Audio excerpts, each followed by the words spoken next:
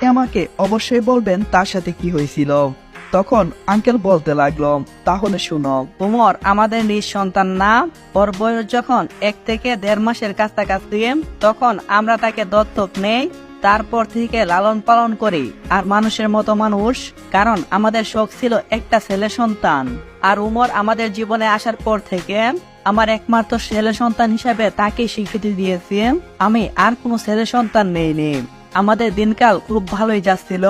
একদিন যখন উমর অফিস শেষ করে নুসরাতের কলেজে গিয়েছিল নুসরাতকে রিসিভ করার জন্য, তখন উমর গিয়ে সেখানে দেখতে পাই যে কয়েকটা ছেলে এসে নুসরাতকে ডিস্টার্ব করতেছে। এসব অবস্থা কোনো ভাই সহ্য করতে পারবে না। উমর তখন তার বোন নুসরাতের কাছে যায় আর সেখানে গিয়ে ছেলেদেরকে উদ্দেশ্য করে বলতে থাকে, কত বড় বাপের পেটা হইছস, আমি উমর দেখমু, পারলে আমার বোনের গায়ে কেউ হাত দিয়ে দেখা।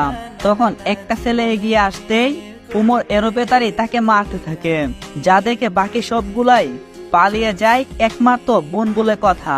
কিভাবে ছাড় দেবে ওই পাঁচি লোকদের? উমরের মাথা যেন একদম কাজ করা বন্ধ করে দিয়েছে। উমর অনেকটাই সাইকো আর অনেকটাই দরদি। গরিবের ভালো সে সবসময় করতে চায়, কিন্তু অন্যের ক্ষতি কখনো করবে না। অনেকটাই শান্ত স্বভাবের ছেলে ছিল উমর। একদিন রাতে যখন অফিস থেকে বাসায় ফিরছিল, ঠিক তখন 12টার কাছাকাছি, আমি তখন তার নাম্বারে একটা কল করি আর বলতে থাকি, বাবা আসার সময় আব্বুর অফিস থেকে ফাইলটা নিয়ে আসিস, আমি আনতে ভুলে গেছি।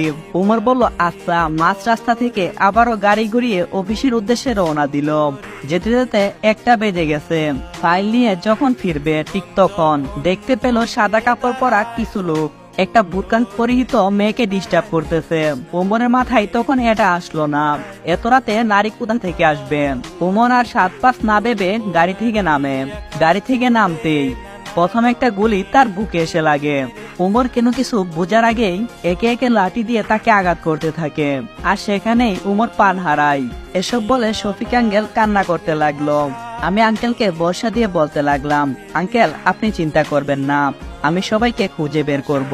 আর নুসরাত, আমি কালকে তোমার সাথে তোমার কলেজে যাব, আমি দেখতে চাই ওরা কারা। নুসরাত বলল আচ্ছা ভাইয়া ঠিক আছে। তখন শফিক আঙ্কেল বলতে লাগলো,